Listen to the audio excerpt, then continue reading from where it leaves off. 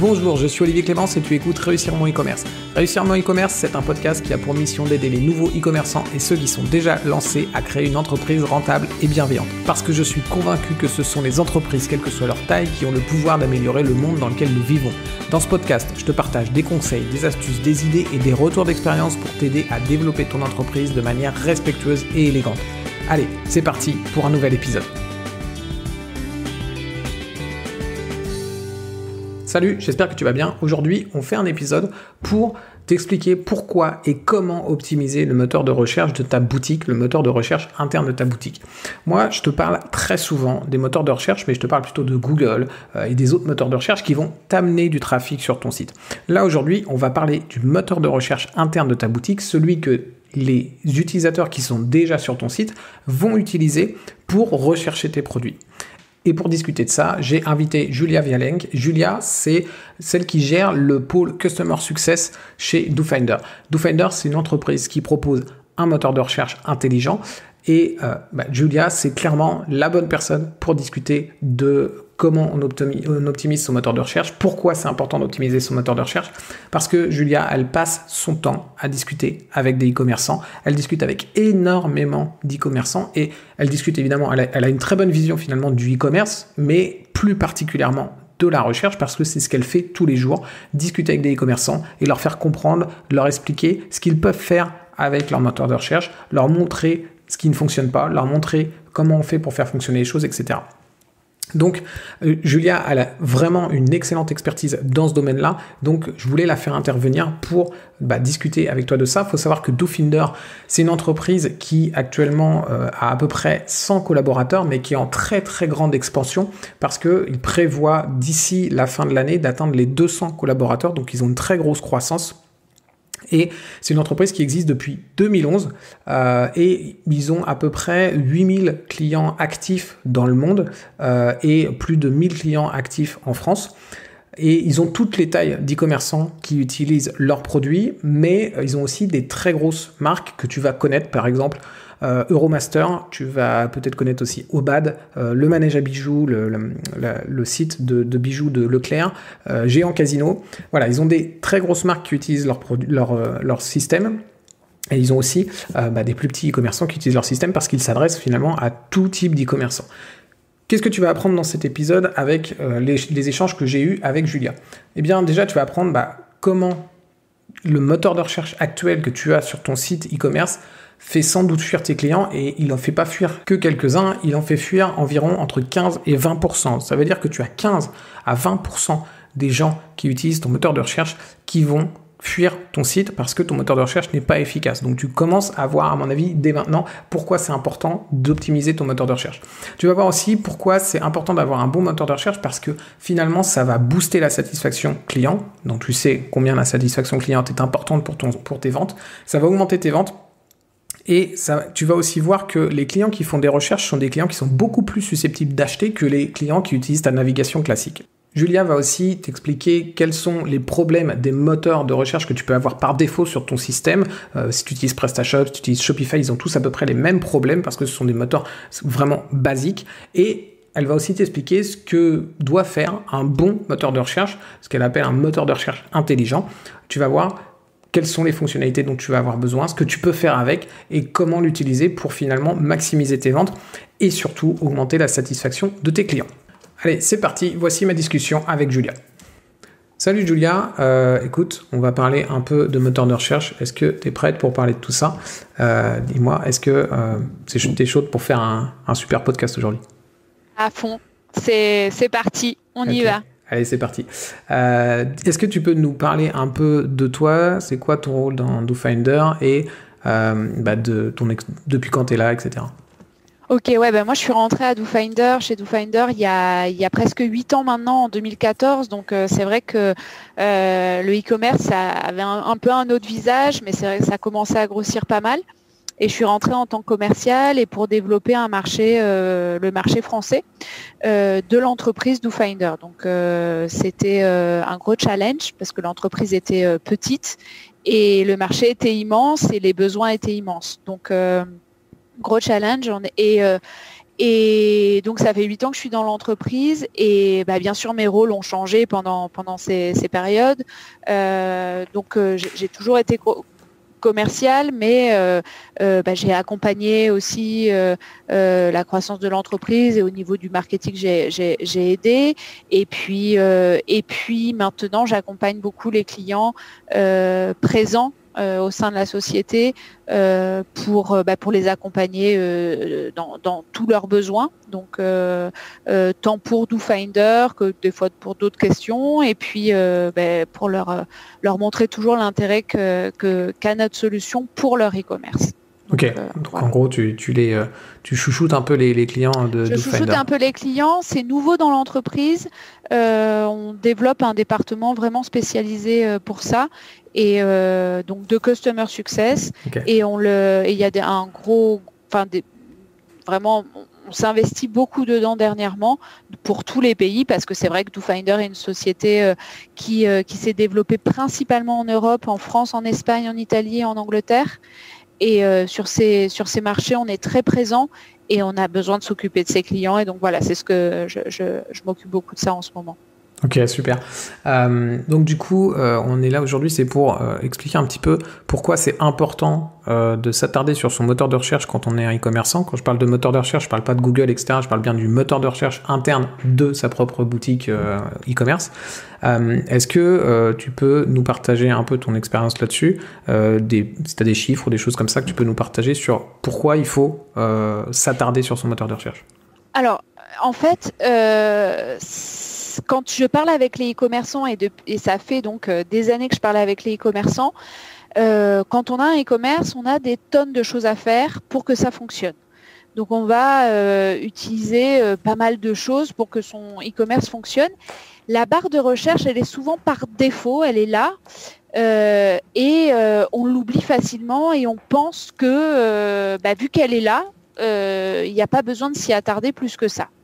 Et en fait, c'est une erreur qui est assez grave et qui les comportements, d'abord les comportements ont changé et d'autre part, les e-commerçants commencent à se rendre compte que, avec tous les analyses qu'on a, que c'est une grave erreur de ne pas s'y attarder. Pourquoi ? Parce qu'en fait, tout simplement, le moteur de recherche, c'est la clé pour avoir énormément d'informations primordiales pour l'e-commerçant. Parce qu'en fait, ceux qui passent par la barre de recherche sont ceux qui ont une idée de ce qu'ils veulent aller rechercher sur le site. Donc en fait, non seulement on va avoir des informations en temps réel de demandes de produits sur le site ou d'informations autres qui peuvent être des choses plus, des informations sur la newsletter, sur le temps de livraison, etc. Donc voilà. Mais donc principalement, on va détecter des comportements utilisateurs clés et en plus, ces utilisateurs ont une intention d'achat beaucoup plus forte que les autres. En fait, c'est primordial de choyer ces clients-là, tout simplement parce que ces clients-là ont la démarche d'achat en tête.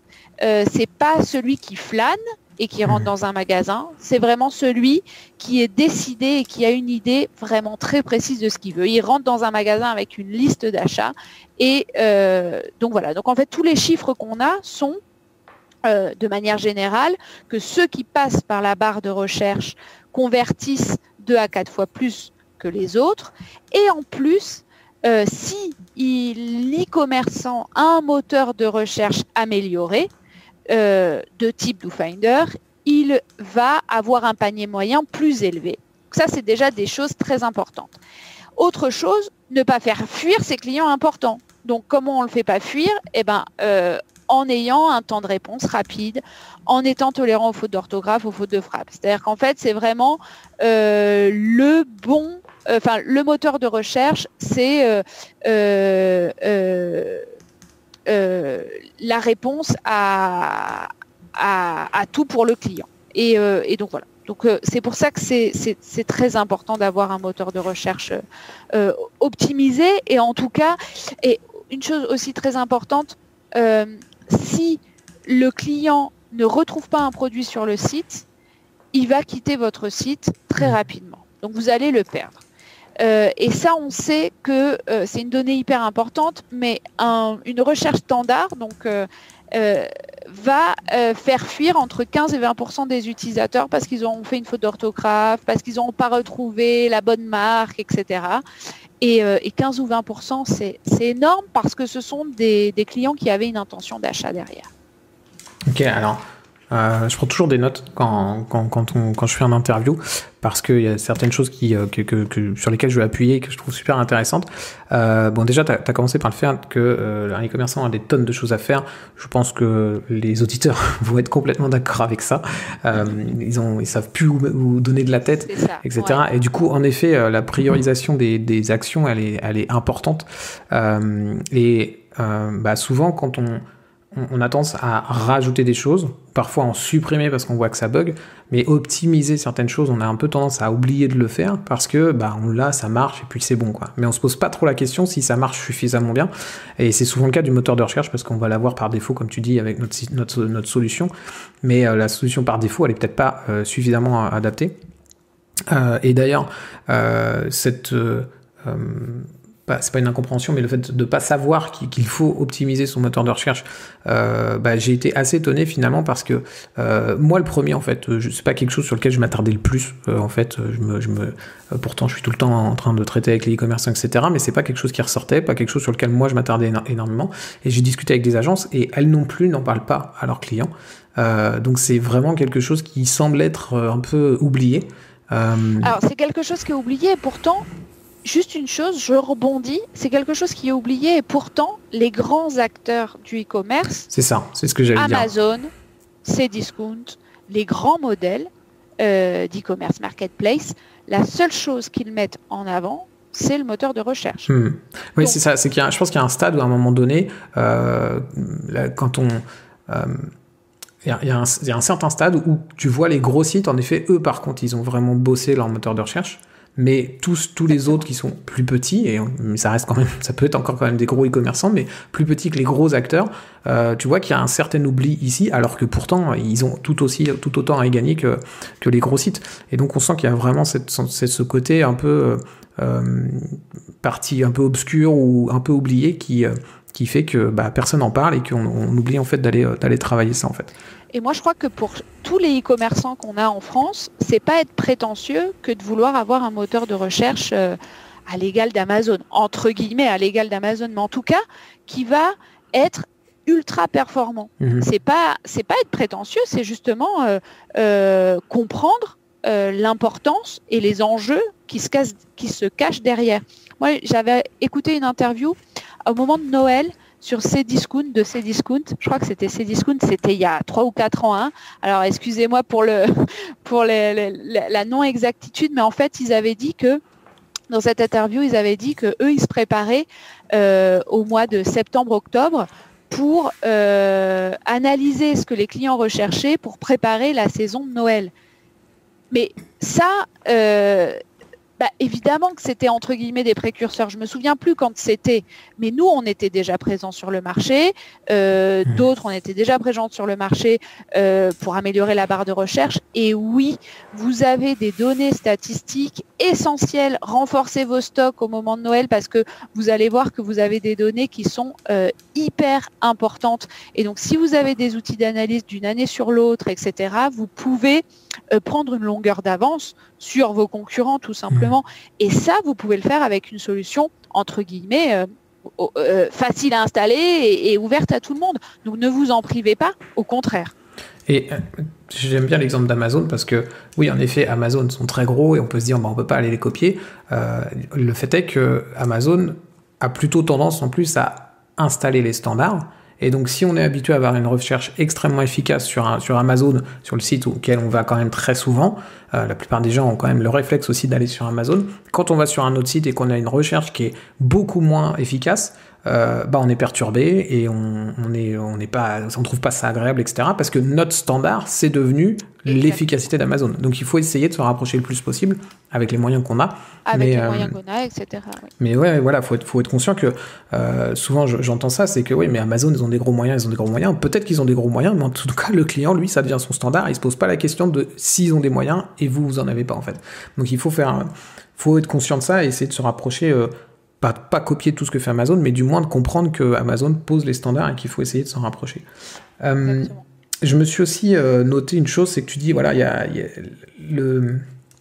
ce que les gens tapent dans le moteur de recherche, c'est extrêmement intéressant de le regarder, et je suis complètement d'accord avec ça, parce qu'en fait, un e-commerçant qui va bien fonctionner, pour moi, c'est un e-commerçant qui va être le plus proche possible de ses clients. Et finalement, le moteur de recherche, c'est une solution de savoir ce que nos clients ont dans la tête, ce qu'ils cherchent sur notre produit, sur notre site, ce qu'ils ont besoin, les problématiques qu'ils ont, et du coup, ça va nous permettre de nous rapprocher de plus en plus de nos clients si on regarde ces mots-clés qu'ils tapent, etc. Donc je pense que c'est vraiment quelque chose de super important à étudier. Et aussi, quelque chose que tu as dit, c'est le client, il cherche quelque chose. Le moteur de recherche, c'est la réponse. Moi, j'aime bien comparer finalement le moteur de recherche du site e-commerce au vendeur qu'on aurait dans un magasin physique, en fait. C'est exactement ça. Et si le moteur de recherche n'est pas efficace, c'est la même chose qu'un vendeur qui n'est pas efficace. Et clairement, un magasin physique ne peut pas rester avec un vendeur pas efficace, un vendeur qui ne sait pas répondre aux questions, un vendeur qui ne sait pas diriger la personne vers le produit qui lui convient. Donc, il faut vraiment imaginer ça, parce que, à moins qu'on ait un chat éventuellement, mais sinon, c'est la seule solution sur un site e-commerce que vont avoir les utilisateurs pour poser une question, entre guillemets, au site e-commerce, ou du moins au vendeur, et qu'ils aient une réponse derrière. Donc, on doit avoir une réponse la plus efficace possible. Exactement. Il faut avoir en tête que le moteur de recherche, c'est à la fois c'est un vendeur, et donc du coup c'est vraiment le moyen de pouvoir diriger le client vers là où on veut l'emmener. C'est-à-dire que non seulement on doit être capable avec un moteur de recherche de dire le client il veut une crème pour les mains, donc on lui montre des crèmes pour les mains, mais un bon vendeur, normalement, il va être capable de conseiller aussi, il va être capable d'élargir le champ de vision du client, et ça, c'est ce que propose normalement un bon moteur de recherche. Et en tout cas, ce que doit être capable de faire un bon moteur de recherche. Ok. Moi, j'avais une question aussi, c'est par rapport à partir de quel moment, d'après toi, il faut se poser la question de est-ce que mon moteur de recherche il est efficace, est-ce que je peux pas l'améliorer, est-ce que je peux pas mettre un moteur de recherche plus efficace que celui que j'ai actuellement, est-ce qu'il y a une taille de site minimum, à quel moment tu ferais ça? Moi, j'ai parlé avec des milliers d'e-commerçants, donc j'ai eu énormément de retours par rapport à ça, et je me suis beaucoup moi-même posé la question, c'est-à-dire est-ce que ça sert de montrer notre solution à un site qui est où il y a très peu de visites. Est-ce que ça sert de montrer notre solution et de la faire connaître à un site qui propose une cinquantaine de produits, une dizaine de produits même? Et donc, ça a été un grand débat, d'abord au sein de l'entreprise et de manière personnelle. Et donc, première chose, peu de visites ne veut pas dire de ne pas avoir les bons outils. Alors, après, je suis pas là pour forcément vendre la solution DoFinder, mais nous, on a un plan gratuit. Alors, testez-le gratuitement, et après, ne payez pas la solution. Vous avez un outil qui va fonctionner le temps que vous mettiez en place toutes les actions pour pouvoir avoir plus de visites. Et le peu d'informations que vous aurez, ou les choses que vous aurez, déjà, vous aurez quelque chose de gratuit et de performant. Ça, première chose. L'autre point, c'est est-ce que il est important par rapport au nombre de produits? Alors, le nombre de produits, c'est une chose, mais c'est pas forcément le plus déterminant. C'est-à-dire que plus on a de produits, forcément, plus on va avoir besoin d'un moteur de recherche performant. Mais attention, le moteur de recherche, c'est aussi ce qu'on en fait. Donc, si on a une vingtaine, une trentaine de produits, mais qu'on a aussi des articles reliés, le moteur de recherche peut être aussi un moyen de montrer et les articles et les produits. Quand tu parles d'articles, tu parles d'articles de blog. D'articles de blog, Okay. ou de conseils ou de choses. ça peut être aussi un moyen de comprendre et analyser ce que les clients viennent rechercher sur le site. Et donc, du coup, de voir si les clients, quand ils arrivent sur le site, leurs 20 produits leur suffit ou ils veulent un catalogue plus conséquent. Donc, ça dépend, mais ne vous privez pas, en tout cas, de vous poser la question et en tout cas de tester des solutions performantes de moteurs de recherche si vous avez peu de visites et si vous avez peu de produits, parce que dans certains cas, nous, on a eu des clients qui avaient une quinzaine de produits et qui ont utilisé notre solution justement pour des questions alors sur des plans gratuits ou des choses comme ça, mais ce n'est pas le problème. Ça les a aidés. D'accord, donc voilà. Alors évidemment, d'un point de vue logique, quand on a à partir d'une centaine de produits, etc., ça devient essentiel. Et à partir du moment où vous avez pas mal de visites sur le site et pas mal d'utilisation du moteur de recherche, ça va devenir essentiel. On est d'accord, tout ça c'est proportionnel. Mais je dis à ceux qui commencent ou à ceux qui ont encore peu de produits, ça va leur donner des statistiques, des données qui pourront être intéressantes à analyser. Ok, donc en gros, pour résumer, peu importe la taille du site e-commerce, ça reste intéressant. Alors évidemment, quand on a un certain catalogue, c'est de toute façon important d'avoir un bon... un bon moteur de recherche. Mais quand on a un petit site, en fait, on peut très bien, entre guillemets, prendre les devants, installer la solution, et notamment, DoFinder propose une solution gratuite, donc il n'y a pas d'investissement. En plus, pour le coup, DoFinder est vraiment super rapide à installer, donc il n'y a pas non plus un investissement de temps. De setup ou de temps. Voilà, qui est important. Tout ce qu'on fait, c'est une question de retour sur investissement, entre le temps et l'argent qu'on va investir dedans. Là, pour le coup, ça prend très très peu de temps. Quand on dit très peu de temps, c'est une dizaine, quinzaine de minutes grand maximum pour avoir tout fait.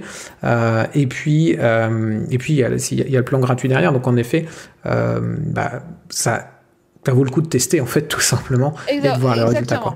En fait ça vaut le coup de tester et voir les retours sur investissement, et des fois on pense que c'est perdre un quart d'heure, mais en fait c'est pas perdre un quart d'heure, c'est vraiment investir un quart d'heure de son temps pour améliorer son e-commerce, c'est tout. Voilà, faut des fois retourner la question. Et puis souvent, quand on lance son site e-commerce, on a aussi tendance à perdre beaucoup de quarts d'heure un peu dans plein de trucs qui servent à rien. C'est vrai. Donc là, pour le coup, c'est quelque chose où, en plus, de toute façon, on commencera à collecter des datas qu'on pourra réutiliser derrière. Donc il y a a priori tout intérêt. Alors par contre, il y a peut-être là des e-commerçants qui se disent, ok, c'est bien gentil, mais moi j'ai déjà un moteur de recherche, il est déjà installé. Comme on disait, j'ai plein de choses à faire. Pourquoi est-ce que je devrais me prendre la tête à changer mon moteur de recherche que j'ai déjà actuellement sur ma solution? Alors un Shopify, un PrestaShop, ce qu'on veut, il y a de toute façon de base un moteur de recherche. Il y a un moteur de recherche de base. Pourquoi est-ce que je devrais en changer? C'est quoi les problèmes de ces moteurs? Pourquoi ils vont pas être efficaces? Pourquoi ils vont pas être efficaces? Tout simplement parce que déjà, ils sont pas assez... Alors, il y a plein de choses qui ne vont pas, entre guillemets. Ils sont pas assez rapides, ils répondent pas rapidement. Donc le fait d'avoir une solution d'externaliser, entre guillemets, c'est une assurance d'une rapidité, et donc on sait très bien que plus votre site est rapide, mieux c'est. SEO et compagnie, on est d'accord, c'est toujours mieux.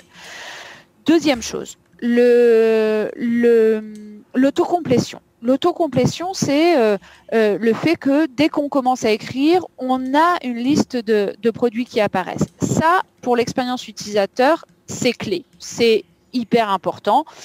Et d'ailleurs, vous savez que les e-commerçants, c'est pas que des magasins de mode. Donc, on a des types de clients qui sont dans l'agriculture, avec des profils de clients plus âgés, etc. D'avoir de l'autocomplétion, ça va les aider dans leur prise de décision. Ça, c'est autre point important. Et alors, un des points les plus important, c'est que la recherche standard de base de tous les plateformes standards ne prennent pas en compte les fautes d'orthographe et les fautes de frappe. Donc en fait, on a entre 15 et 20% de malchance de voir fuir ses clients. C'est-à-dire qu'en fait, on a 15 ou 20% des clients qui vont se retrouver avec la fameuse phrase « aucun résultat trouvé ». Et donc ça, c'est vraiment le pire qui puisse arriver pour votre e-commerce. En gros, enfin le pire, il y a d'autres choses, mais ça fait partie des choses qui sont vraiment très, très mauvaises. Donc ça c'est les 3 points importants. Et après, on a déjà évoqué la question, on en a déjà parlé là, c'est le retour statistique. Bah ouais, c'est quand même assez important de savoir ce que les clients recherchent. En fait, imaginez Carrefour, Auchan, etc., qui avaient la liste des courses de tous leurs clients. Ils pourraient quand même avoir je pense qu'ils rêveraient d'avoir la liste de courses de tous leurs clients parce qu'ils anticiperaient sur toutes les questions, les promotions, les stocks, etc., etc. Donc en fait, vous, c'est ce que vous avez. C'est ce que vous avez là, clé en main. C'est-à-dire que vous avez dans les statistiques, vous savez en temps réel ce que les clients viennent rechercher sur votre site. Donc c'est essentiel. Et ça, les recherches standards vous le fournissent pas, ou peu, ou mal. Voilà. Okay. Ça dépend des... Voilà. Ok. Donc, pour résumer, tu parles de la rapidité, l'autocomplétion qui est le fait de, quand on commence à taper un mot, on a des suggestions qui vont nous permettre derrière de cliquer dessus directement plutôt que de compléter son mot, les fautes d'orthographe, et puis ça, l'autocomplétion et les fautes d'orthographe, c'est des éléments qui vont limiter le fait d'avoir des pages sans résultat. Et tu dis entre 15 et 20% d'après les stats que toi tu as relevés. Moi, ce que j'aime bien dire, c'est qu'une page qui affiche on n'a pas de résultat, c'est une impasse pour le client. Et ça a plusieurs conséquences. C'est que, première conséquence, c'est si on reprend l'exemple de notre vendeur de tout à l'heure, c'est le vendeur qui sait pas répondre. Alors s'il sait pas répondre 1 fois, 2 fois, 3 fois, ça commence à être vraiment le mauvais vendeur et on va pas continuer à lui poser des questions. Aussi, ça veut dire pour l'utilisateur, ok, le produit ils l'ont pas. Alors que la réalité c'est pas ça. La réalité c'est que peut-être que j'ai mal tapé mon mot, j'ai peut-être fait une faute d'orthographe, peut-être que j'ai pas utilisé le bon mot parce que le marchand il l'a nommé autrement son produit. Et au final, le produit, il existe vraiment. Mais si je ne l'ai pas, si moi je ne le vois pas en tant que client, la conclusion que je vais avoir, elle est évidente, c'est que le produit, il n'existe pas. Et donc, je ne peux pas l'acheter ici. Donc, s'il me faut ce produit, même si dans mon panier, j'ai déjà pour 100 € de produit, mais que de toute façon, il me faut ce produit, parce que je ne sais pas, moi, je suis en train de faire ma terrasse et j'ai besoin de tasseaux, j'ai besoin de ce que tu veux, etc. Mais j'ai pas les clous. Si j'ai pas les clous, je vais pas faire aller 2 commandes sur une commande sur un site, une commande sur un autre pour payer des frais de port à côté. Je vais aller sur un autre site qui a tous les produits. Donc on va perdre un panier parce que au final le client va croire qu'on n'a pas les clous alors que nous on appelait ça des pointes en fait, tout simplement. Exactement. Et si on va plus loin, quelqu'un qui a une mauvaise expérience ne va pas revenir sur le site parce qu'en fait il s'est bloqué. Il a cherché 2-3 fois quelque chose et il se bloque et ne revient pas sur le site. Donc, évidemment, on sait très bien l'importance de captation de clients et là, on y est. La rapidité du moteur de recherche, le temps de réponse et une réponse adaptée. Ce qui fait qu'en fait, ça va générer le fait que les clients vont... Alors, non seulement de plus en plus utiliser la barre de recherche, mais revenir sur le site. Et c'est ce qu'un e-commerçant recherche. Ok. Et pour en revenir sur cette fameuse rapidité du moteur de recherche, alors je vais pas trop rentrer dans la technique parce que ce que je dis toujours aux e-commerçants que c'est pas leur boulot de faire de la technique, mais juste pour expliquer un peu le concept, c'est qu'un moteur de recherche interne, les systèmes de base qu'on peut avoir sur un PrestaShop, sur un Shopify, etc., vont utiliser toutes les ressources du serveur de la boutique, la base de données de la boutique, ce qui implique 2 choses. Première chose, c'est que le serveur n'est peut-être pas extrêmement puissant, surtout si en plus on n'est pas encore un très gros e-commerce, on n'a pas forcément investi dans un très gros serveur, et du coup ça veut dire que on va utiliser un serveur qui n'est pas forcément fait pour faire de la recherche, et puis des bases de données qui ne sont pas forcément faites pour aller chercher tout ça. Donc ça implique que le moteur de recherche va être lent, mais ça implique aussi que la base de données que le moteur de recherche va être obligé de générer, il va y avoir tout un système d'indexation, etc. On va avoir une grosse base de données, ce qui va impliquer un défaut de performance, un défaut de vitesse sur aussi la navigation classique dans les pages catégories, etc. Ce que va pas proposer un moteur de recherche qui va être décentralisé, où finalement toute la recherche va se faire sur le serveur du moteur de recherche en lui-même, qui ne va pas être le serveur du marchand. C'est ça, comme ça que ça fonctionne au niveau de DoFinder.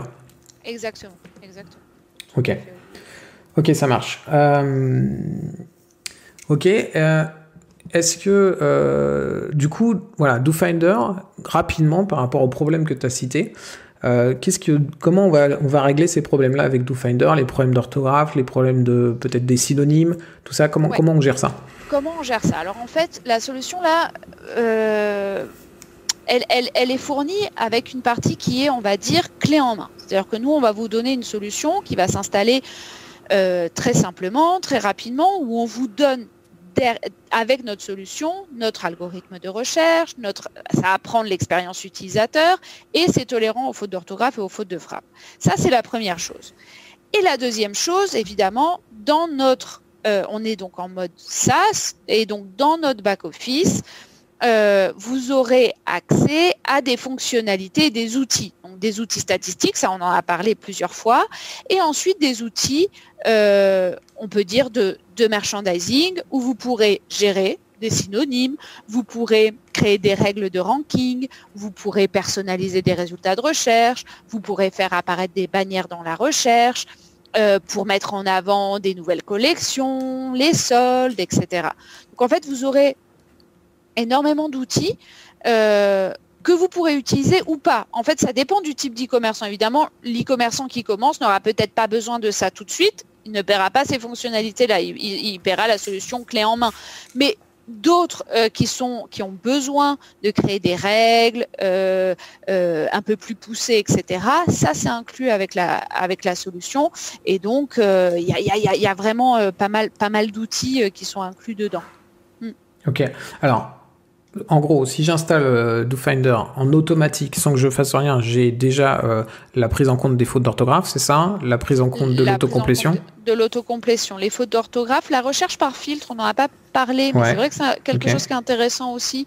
Les clients, quand ils cherchent, par exemple, pantalon qui puisse filtrer par le genre masculin ou féminin, ou des choses comme ça, ou quand ils cherchent un frigo qui puisse filtrer par la marque, ou des choses comme ça. Donc ça, oui, ça c'est inclus dedans. Et tout ça, j'ai rien à faire. Une fois que j'ai installé DoFinder, j'ai rien à faire. Il va chercher tout seul dans ma base de données les informations pour créer les filtres. Pour créer ça. Et prendre en compte les fautes d'orthographe, si j'oublie un S, si j'oublie une lettre, etc. Et l'autocomplétion. Ok. Donc ça, déjà, c'est de base. Et après, si je veux aller plus loin, typiquement, quel exemple j'ai donné juste avant les pointes et les clous. Voilà, si je vois dans mon moteur de recherche que les gens tapent pointe, alors que moi j'ai mis clou dans mon produit, je peux moi dire que quand les gens tapent pointe, on affiche des clous en fait. Exactement. Donc ça se fait dans le moteur, dans notre back office, ça se fait. D'accord. Et je peux le faire à n'importe quel moment. C'est pas la configuration spécialement du moteur. Exactement. Ok. Exactement. Ok. Donc plutôt à la limite au fil du temps, je repère au fil du temps, en fait, vous allez repérer dans les statistiques. Ah ben tiens, les clients ils sont venus rechercher pointe. Ah, ça va vous interpeller. On va vous le mettre dans un champ un peu surligné, un peu warning pour vous dire attention. Et donc à partir de là, vous pourrez mettre en place une action qui peut être un synonyme et qui peut être autre chose. Imaginez, voilà, vous pourrez, vu qu'on a d'autres outils, vous pourrez mettre en place d'autres actions pour répondre à la demande du client. Ok, en gros, DoFinder va te dire là, attention, j'ai pas forcément eu de résultats ou des résultats super convaincants sur ça. Il faut que tu regardes parce que tu as sans doute quelque chose à optimiser à ce niveau-là. C'est ça. Ça marche. Alors, tu as parlé de règles de ranking. Est-ce que tu peux nous détailler un peu ça? Parce que je pense que ça parle pas trop dit comme ça. Ça parle pas forcément beaucoup en fait. Nous, on a notre propre algorithme. D'accord. Donc en fait, ce qui fait que donc normalement, quand on cherche chaussettes, on va montrer des chaussettes. Mais c'est vrai que si vous vendez beaucoup de chaussettes et beaucoup d'autres produits, il va falloir prioriser. Donc nous, on va apprendre de l'expérience utilisateur pour montrer plus ou moins une paire de chaussettes plutôt qu'une autre.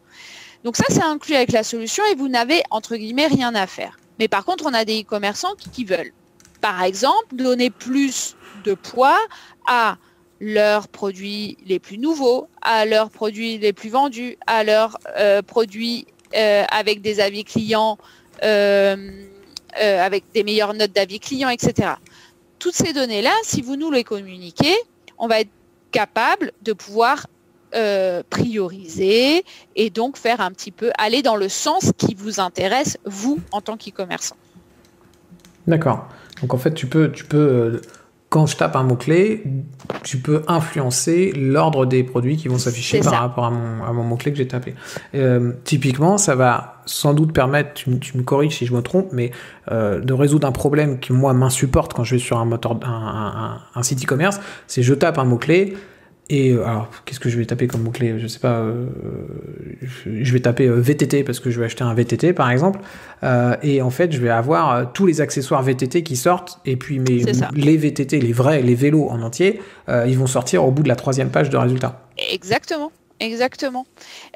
Donc en fait, là, vous pouvez, en tant qu'e-commerçant, si vous êtes dans cette problématique-là, donner moins d'importance à vos accessoires qu'à vos produits. Imaginez les iPhones, c'est la même chose. Vous cherchez un téléphone, entre les casques, les batteries, etc. C'est pas forcément ce qui vous intéresse le plus. Donc, vous pouvez faire comme ça. Mais on a des e-commerçants, imaginez dans les magasins d'optique, les magasins de parfumerie, etc., qui ont des accords avec certaines marques et ils vont vouloir prioriser une marque sur une autre. Oui, parce qu'ils ont peut-être plus de marge ou... Exactement. Okay. Après, il y en a d'autres, c'est sur les nouveautés. Enfin, peu importe l'exemple, mais oui, ça, c'est possible. Et après, on a d'autres choses qui sont plus du côté performance. C'est-à-dire qu'on a vu dans les statistiques qu'on pêche au niveau d'un mot-clé. C'est-à-dire que là, on se rend compte qu'on a un mot-clé qui est moins performant, où on voit qu'il y a moins de clics, on voit que c'est un terme qui est compliqué, que les clients n'arrivent pas à retrouver bien les produits. Et donc là, on peut agir aussi par rapport à un mot-clé. C'est-à-dire qu'on va dire quand le client écrit crème, on va redistribuer, on va mettre une crème hydratante, une crème pour le corps, une crème pour les mains, où on va dire, vous voyez ? Ouais, en gros, tu as soit la partie... j'augmente, je crée une règle globale qui va influencer sur pas mal de mots-clés différents, ou alors on a identifié que sur un mot-clé qui est important pour nous, on n'a pas forcément les résultats qu'on voudrait parce que ça vend pas, parce que voilà, alors qu'on sait qu'on a une bonne offre, finalement on peut carrément créer la page de résultats en gros en disant ce produit s'affiche, celui-là s'affiche, etc. Ouais, exactement. Okay. Et des fois, on peut même aller plus loin en disant, en fait, nous, on a des e-commerçants qui nous l'ont demandé. On a dit, mais moi, pendant une semaine, j'ai un problème et j'ai trop de stock sur un produit. Donc, pendant une semaine, je vais essayer de dire que quand le client écrira, je vous donne le même exemple, mais crème, et je veux mettre que les crèmes pour le visage parce que j'ai trop de stock là-dessus. Il faut les faire partir. D'accord. Donc, vous voyez ? Donc, je vous donne un exemple un peu grossier, mais pour que vous compreniez. Ok. Et tu as parlé aussi des bannières. Ouais, les bannières. Est-ce que tu peux nous donner un exemple ? Parce que j'imagine qu'on peut afficher une bannière dans les résultats qui s'affichent, mais du coup, concrètement, qu'est-ce que je fais avec ma bannière Qu'est-ce qu'on peut faire avec une bannière ? C'est plein de choses en fait. Concrètement, une bannière, ça va être le moyen de pouvoir rendre visible des choses invisibles. En fait, c'est le client, il cherche, vous savez, on a beaucoup d'e-commerçants qui ont le catalogue, par exemple, ou le calendrier. Donc, en fait, c'est pas vraiment un produit, mais c'est un peu un produit. C'est un peu entre les deux. Donc, dès qu'il y aura la sortie du nouveau catalogue, il y aura une bannière qui apparaîtra pour rendre visible que le catalogue est bien disponible. D'accord. Ça peut être une chose. Je peux cliquer sur la bannière et puis télécharger le catalogue. Et télécharger le catalogue. D'accord. Autre chose, c'est pousser des nouvelles collections, évidemment. Okay. Donc, c'est pas vraiment un produit, mais voilà. C'est aussi, on sait que les e-commerçants et n'importe qui sur un site va travailler son marketing. Annuellement, on a des choses très, très marquées, la Saint-Valentin, la fête des pères, la fête des mères, etc. Et donc, du coup, c'est vrai que les gens vont jamais écrire solde ou fête des pères ou fête des mères dans le moteur de recherche. Par expérience, ils ne recherchent pas solde, ils ne recherchent pas promotion, etc. Mais par contre, de pouvoir leur faire ressortir que oui, on a des produits sélectionnés pour la Saint-Valentin, ça, c'est intéressant. Okay. Et ça passe via des bannières. Ok, et donc je peux par exemple dire, s'il y a le mot-clé bijoux femme, j'affiche une bannière qui va dire attention, en ce moment il y a une offre Saint-Valentin sur notre site. Ou alors une bannière qui est définie sur une période courte et pour la fête des mères, il y a une bannière qui va s'afficher pendant une semaine dès que le client écrira, mais pour lui faire ressortir le fait qu'on est dans une période clé pour... d'accord. Quel que soit le mot-clé, ça peut afficher. Ok, d'accord. Il y a les deux actions possibles, suivant les périodes d'activité, etc. D'accord. Et donc, du coup, cette bannière, on fait ce qu'on veut avec. C'est nous qui crée une bannière et on l'envoie. Et vous la renvoyez vers l'information que vous voulez. Okay. En fonction des règles qu'on a définies. Exactement. Okay. Donc c'est vraiment un outil très important qui plaît énormément à nos clients parce que c'est vraiment, je le disais au départ, mais c'est vraiment rendre visible ce qui peut être invisible ailleurs sur le site ou. Ok. Et du coup. Tu disais aussi, un moteur de recherche a besoin de nous afficher des stats. Les moteurs de base peuvent le faire, parfois ils ne le font pas, parfois ils le font pas assez, parfois ils le font mal. Quelles sont les stats qui, d'après toi, sont intéressantes et que DoFinder va nous remonter et comment on peut les utiliser derrière? Comment on peut les utiliser et ce qu'on recherche. Ce qu'on recherche dans un moteur de recherche, ce qu'on recherche comme statistique, c'est d'abord les mots-clés. Alors, les mots-clés qui ont été recherchés. Donc ça, voilà, pour avoir au moins des tops et des tendances qui se dégagent. Donc ça c'est essentiel. C'est essentiel et ça, c'est le plus courant. Mais par contre, ce qui est important, c'est aussi de savoir, on a ces mots-clés qui sont très recherchés, mais sur quels produits ils ont cliqué. C'est-à-dire qu'en fait, si le client cherche chemise ou chaussettes, moi, ça va m'intéresser de savoir sur quels produits ils ont cliqué parce que en fait, je fais une relation entre une demande et une action du client vers l'achat. Donc là, j'ai des informations primordiales. D'autre part, ces produits cliqués, d'avoir le top des produits les plus cliqués, c'est aussi important. Alors souvent, il y a une relation entre les produits cliqués et les produits les plus vendus. Mais avec un moteur de recherche optimisé et avec de l'autocomplétion, etc., on se rend compte, et alors là, on a énormément de cas comme ça d'e-commerçants qui nous ont dit, moi j'avais des produits que je ne vendais pas beaucoup et qui d'un seul coup se sont mis à être vendus davantage parce qu'ils étaient rendus visibles par le moteur de recherche. Donc ça donne des données importantes.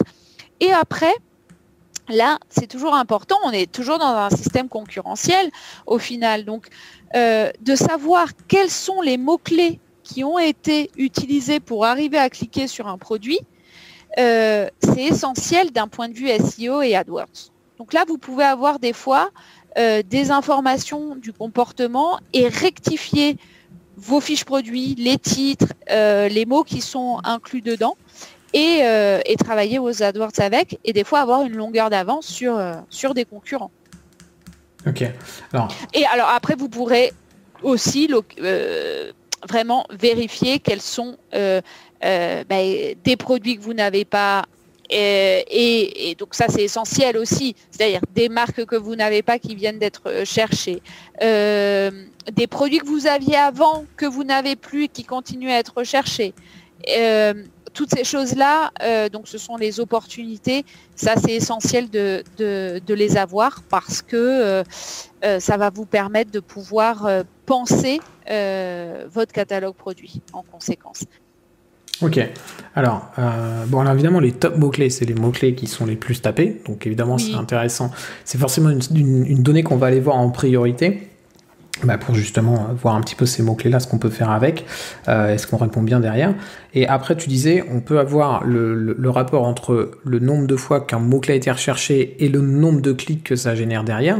Ça, par exemple, c'est une donnée qui est intéressante pour savoir si finalement les résultats qui s'affichent sont cohérents, donnent envie de cliquer. Exactement. Et si on n'a pas un bon rapport recherche-clic, donc on a beaucoup de recherches et pas beaucoup de clics, il y a peut-être quelque chose à faire sur ce résultat, donc ce qu'on disait tout à l'heure, modifier le ranking, peut-être faire une page de résultats personnalisée, peut-être mettre une bannière ou quelque chose, parce que finalement on a un potentiel ici, parce qu'on a beaucoup de recherches, et peut-être pas beaucoup de clics, et du coup, s'il n'y a pas de clics, ça veut dire que derrière, il y a peu de chances qu'on ait bien répondu à la question de l'internaute. Tout à fait. Okay. Tout à fait. De la même manière, tu disais, on a le même rapport entre les clics et les ventes, c'est ça. Et du coup, là, je pense que la réflexion, c'est, ok, on a sans doute un résultat qui est intéressant pour l'utilisateur, mais peut-être que derrière, la fiche produit qui s'affiche, elle n'est pas ok, elle n'est pas top, peut-être qu'on est trop cher, peut-être qu'elle n'est pas claire, peut-être qu'elle est hors stock. Tu vois, ça, voilà. Ça arrive. Et du coup, on est en train de perdre des ventes ici, alors que finalement, on avait amené les gens jusqu'à la fiche produit. Il ne reste plus beaucoup d'étapes finalement pour la vente derrière, donc il y a peut-être quelque chose à faire sur la fiche produit en conséquence. Et tu parlais du SEO et d'AdWords, donc clairement le SEO, moi c'est là où ça m'intéresse encore le plus. Il y a quelque chose qui pour moi est évident, c'est que on a des gens qui sont sur notre site, qui utilisent notre moteur de recherche et qui tapent des mots-clés dedans. Ces mots-clés-là, il faut les étudier pour notre référencement naturel parce que c'est un potentiel énorme de mots-clés à utiliser pour travailler notre référencement naturel. Peut-être des mots-clés qu'on n'avait jamais pensé à utiliser, etc. Ce que je dis toujours, quand on fait une recherche de mots-clés, on a plein d'outils pour faire une recherche de mots-clés, mais finalement, la meilleure source de bons mots-clés, ce sont nos clients. Et ça va être... Alors moi, je conseille par rapport aux discussions, aux emails, aux échanges par téléphone qu'on peut avoir avec nos clients, écouter ce qu'ils disent, écouter ce qu'ils comprennent pas. Quand on utilise un mot-clé, un mot et qu'ils ne le comprennent pas, c'est un mot qu'il ne faut pas utiliser sur notre site. Inversement, des mots qu'ils utilisent et que nous, on n'a pas l'habitude d'utiliser, c'est peut-être des mots qu'il faut qu'on utilise.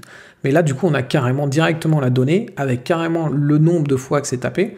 Donc, on a un vrai potentiel de mots-clés intéressants à travailler, en fait.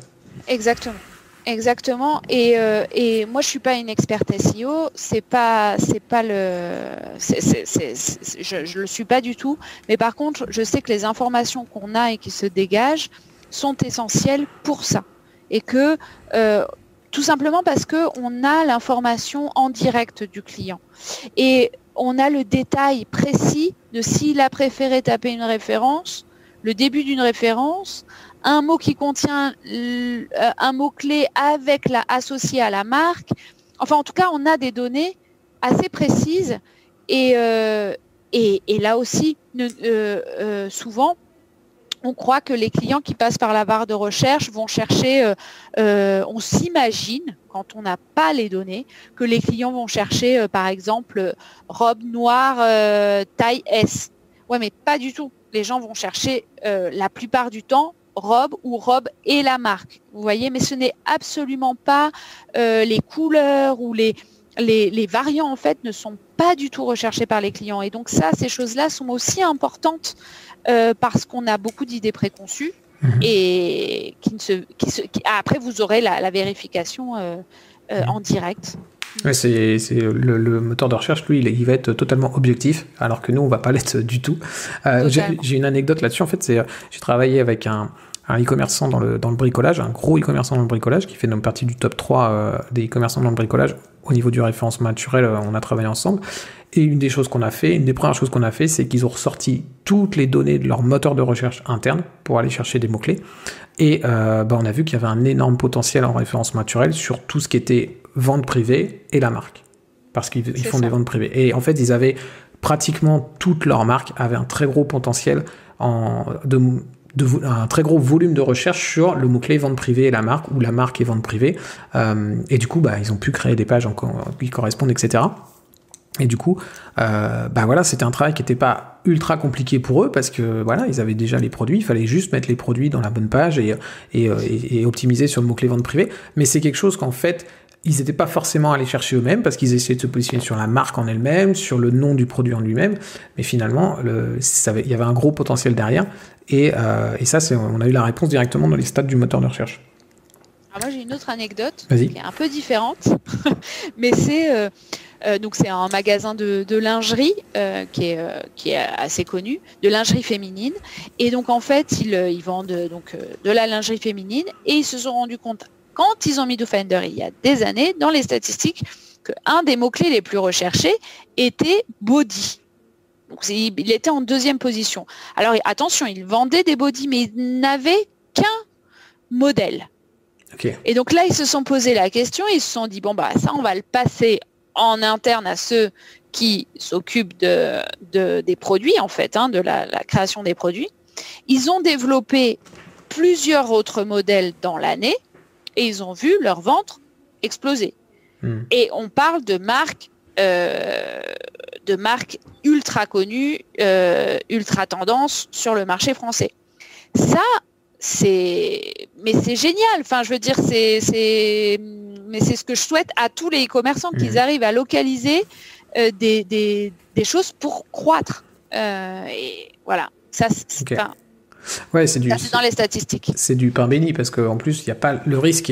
Alors, le risque est jamais nul, mais en gros, on sait que nos utilisateurs viennent sur notre site, cherchent ça, et on sait qu'on n'a pas la bonne réponse, ou du moins on a une réponse très, très limitée parce qu'on a un body. Le risque est quand même faible de se dire, si je vais chercher des produits, est-ce qu'ils vont les acheter? Ils les cherchent déjà, donc a priori, voilà.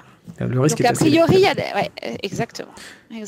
Ok, et justement, si je suis un e-commerçant, j'utilise DoFinder et je vais dans mes stats et je vois qu'on recherche une marque, mais voilà, cette marque-là, je peux pas la voir. Et puis je peux pas, j'ai pas cette marque-là, mais je peux même pas la voir. Je peux pas aller voir le fournisseur, etc. J'en fais quoi du coup ce mot-clé-là? Tant pis, je laisse tomber et les utilisateurs, ils auront jamais la réponse, ou j'ai une solution, je peux faire quelque chose? Il y a plusieurs solutions pour ça. C'est soit on peut jamais avoir la marque, et donc dans ces cas-là, on a la possibilité de proposer une alternative au client. Ça, c'est une solution. Soit des fois, c'est des ruptures. Alors là, on est dans la période de rupture de stock à tout va en ce moment. Là, on a des possibilités. Moi, la bannière, ça peut être une information. Pendant le premier confinement, nos e-commerçants nous ont beaucoup sollicité pour les bannières et pour les livraisons. C'est-à-dire, oui, on livre encore, ou le délai est un peu différent. Là, pour la marque, c'est la même chose. On peut communiquer à nos clients via une bannière en disant on l'aura bientôt à telle date si on a l'information. Je pense qu'il faut se servir de ça aussi pour communiquer. Il faut se servir du moteur de recherche pour donner des alternatives et ou communiquer. Si on sait qu'on n'aura jamais la marque, on n'aura jamais la marque. Mais donc autant proposer une alternative. Mais si on sait que c'est momentané, communiquons. Parce que peut-être sur les 10 clients, il y en aura peut-être un qui reviendra et qui achètera, mais c'est quand même une vente. Okay. Au lieu d'avoir perdu les 10. Ok, donc tu fais la distinction entre je pourrais jamais avoir le produit et je suis hors stock et l'arrivage va pas tarder. Donc là, l'idée en fait, c'est tout simplement d'utiliser le moteur de recherche, encore une fois, comme notre fameux vendeur qui va nous dire, qui va nous donner une solution. Revenez dans une semaine et voilà. Éventuellement, on peut avoir, quand on clique sur, tu proposes de mettre une bannière à ce moment-là, on clique sur la bannière et puis on laisse son email pour être informé éventuellement. C'est ça. Ça aussi, c'est des choses qui sont possibles. On peut faire ça. Et du coup, quand tu disais proposer une alternative, du coup, ce que je peux faire, c'est, par exemple, je sais pas, j'ai une marque, j'en sais rien, moi, j'ai pas Nike et je vends Adidas. J'ai pas Nike et je vends que Adidas. L'idée, c'est quoi? C'est en gros, je fais un synonyme quand les gens tapent Nike, je vais avoir tous les résultats Adidas. Mais est-ce qu'ils vont pas être un peu gênés et de se dire... Ils peuvent être un peu gênés, mais toujours la même chose. On peut dire, je n'ai pas ces produits-là, je vous propose ça. Ah, et tu peux, du coup, avec la bannière, par exemple... Ok. Exactement. Ok, d'accord. Ok, donc du coup, c'est exactement encore une fois comme notre fameux vendeur qui disait, écoutez, on n'a pas Nike, mais on a complètement l'équivalent chez la marque concurrente, tout aussi bien, tout aussi efficace, etc. Ok, ça marche. Allez, écoute, pour terminer, est-ce qu'il y a 2-3 fonctionnalités dont on n'a pas parlé dans DoFinder et que tu trouves sympa et auxquelles tu penses qu'ils sont utilisées et intéressantes pour les e-commerçants? On a un peu fait le tour, à part la question parce que je voulais pas rentrer dans des questions un peu plus techniques, mais en fait, il est possible de toucher un peu à notre algorithme, entre guillemets, donc de faire du sorting ou de jouer sur notre algorithme qui fait qu'il apprend l'expérience utilisateur et ou de la personnalisation. D'accord. Donc, on a plusieurs choses comme ça qui sont en vogue, donc, et aussi des outils comme la recherche visuelle, la recherche basée sur l'intelligence artificielle, donc qui est la personnalisation. On ne s'est pas étendu dessus, mais c'est vrai que si vous êtes un e-commerçant qui n'a jamais eu un moteur de recherche performant, on peut tester quelque chose de base. Mais après, on peut encore aller plus loin avec des outils qui deviennent de plus en plus tendance, donc rechercher par image, personnaliser avec l'intelligence artificielle, faire qu'en fait, le client, on donne des résultats différents à chacun des utilisateurs en ayant compris leurs préférences. D'accord, ok. Donc, on peut aller plus loin. De toute façon, c'est infini. Donc, je ne sais pas ce qui nous attend encore demain. Mais en tout cas, oui, il y a encore des choses. Et je trouve que la recherche personnalisée est quelque chose qui est très prometteur. Très, très prometteur. Ok. Donc, ce que je trouve vraiment sympa, là, avec ce que tu m'expliques de DoFinder, c'est qu'en gros, je peux arriver en mode, je veux un moteur de recherche intelligent, je l'installe et je m'en occupe plus. Tout simplement, oui. Et j'aurai déjà quelque chose de très efficace, comme on disait, qui va prendre les fautes d'orthographe en compte, qui va prendre l'autocomplétion et les filtres, etc. Je peux aller un peu plus loin parce que j'ai envie de regarder un peu les chiffres, parce que j'ai envie de regarder un petit peu les stats, et puis identifier là où on peut encore faire des optimisations, et donc regarder les statistiques, utiliser les synonymes, les bannières dont on parlait juste avant. Et exactement. Puis après, et là peut-être... Il y a une étape un peu plus... Voilà, si j'ai un développeur, si j'ai une agence derrière qui m'accompagne, peut-être, parce qu'en tant que marchand, ça va peut-être être compliqué pour moi d'aller jusque-là, d'aller sur la troisième étape, parce que la deuxième étape, à mon avis, un marchand l'a fait complètement... Ah, mais la troisième étape, la troisième étape, c'est clé en main aussi avec DoFinder. D'accord, donc mec, j'ai pas besoin d'avoir du... Vous n'avez pas besoin de code, vous n'avez pas besoin de développeur pour ça. C'est nous qui vous le fournissons, mais c'est vrai que ça peut être dans un second temps, si vous le souhaitez. Mais voilà, donc en gros, on peut avoir 3 étapes. La première, j'installe, j'en occupe plus. La deuxième, je vais regarder un petit peu, j'optimise et je joue un peu avec le back-office. Et après, je vais carrément dans la personnalisation complète avec la capacité d'aller personnaliser l'algorithme, etc. Juste une dernière question en termes de responsive, de mobile, etc.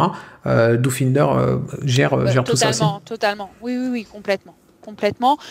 C'est complètement adapté et comme je vous disais, évidemment, on est passé de l'obligation du responsive parce qu'on sait que on est passé d'une utilisation absente du moteur de recherche sur mobile à 70-80% maintenant des utilisateurs qui passent par mobile et qui utilisent la recherche sur mobile. Donc ça, c'est obligatoire. Donc on a développé à la fois donc la performance et le responsive, la recherche vocale, parce qu'il est vrai que le comportement sur mobile peut être différent, et la recherche visuelle, qui est réservée dans certains cas à certains de nos clients, mais que vous pourriez tester pour mobile aussi. Ok, ouais, c'est complètement dans l'air du temps, parce que clairement, là, le mobile, autant la navigation sur mobile a déjà explosé depuis longtemps, autant l'achat sur mobile est en train de se développer à une vitesse incroyable. Les gens ont de plus en plus confiance, ils ont de moins en moins peur. Et du coup, ouais, on a encore beaucoup de sites où l'expérience sur mobile, elle est compliquée, ne serait-ce que sur la navigation, et quand on commence à aller dans le moteur de recherche, ça devient n'importe quoi. Donc, alors moi le premier, je déteste ça. Alors après, je suis tout le temps sur Internet et je vois des exemples de très bons sites. Et du coup, quand je suis sur un site qui est mauvais, j'ai pas de patience, mais je pense que je suis pas le seul à pas avoir de patience sur Internet. Donc, quand on est sur mobile, on n'a pas forcément une bonne connexion, etc., et que le moteur de recherche bug 3 fois d'affilée, en règle générale, on va passer à autre chose, on va lancer notre jeu favori et puis on va oublier l'achat qu'on avait prévu. Donc je pense que c'est important aussi que le moteur de recherche, on ne l'a pas cité, mais le moteur de recherche doit être vraiment compatible avec les mobiles et efficace sur mobile. Ok, écoute, je pense qu'on a plutôt fait un tour d'horizon assez sympa de ce qu'il faut faire, enfin pourquoi c'est important de prendre du temps à étudier son moteur de recherche, pourquoi les moteurs de recherche de base sont pas forcément super adaptés, et puis ce que DoFinder va nous permettre de faire et de corriger. Est-ce qu'il y a une dernière chose que tu veux ajouter pour terminer cet épisode ? Moi je veux te remercier et remercier tout le monde pour avoir pris le temps d'écouter. Non. Ok, super. Juste ça. Où est-ce qu'on peut retrouver un petit peu des infos sur DoFinder ? Alors vous pouvez aller sur notre site. Donc DoFinder D2OFINDER.com. Il y a pas mal d'informations. Et après, évidemment, vous pouvez nous écrire. Tu veux que je donne quelle adresse en particulier, Olivier? La mienne ou Non. Là où tu penses que les gens peuvent aller chercher de l'info sur DoFinder et puis éventuellement tester. On a notre canal YouTube, on a notre site. Je pense qu'avec ça, ils auront pas mal d'informations. Ok, ça marche. Écoute, je te remercie, Julia, et puis je te dis à très vite. À très vite, Olivier. Ciao. Voilà, j'espère que cet épisode t'aura plu, j'espère que tu auras appris des choses. Si tu veux tester la solution DoFinder, eh bien, je te mets tous les liens dans la description de cet épisode. Tu pourras aussi avoir les liens pour les contacter, discuter avec eux et voir si c'est une solution qui peut être utile pour ton site e-commerce. Et si tu veux recevoir mes conseils, recevoir des offres exceptionnelles, être invité à des événements, bref, tout ce que je réserve aux personnes qui sont inscrites à ma newsletter, eh bien, tu peux t'inscrire à la Black Box. La Black Box, c'est ma newsletter, évidemment, mais c'est l'endroit où je cache tous mes secrets, où je partage vraiment toutes les infos les plus croustillantes et les plus utiles pour développer ton site e-commerce. Donc, si tu veux recevoir tout ça régulièrement dans ta boîte mail, eh bien, tu peux aller sur la Black Box, tu laisses ton adresse mail et je t'enverrai tout ça très régulièrement. Voilà, je te dis à très vite. Ciao.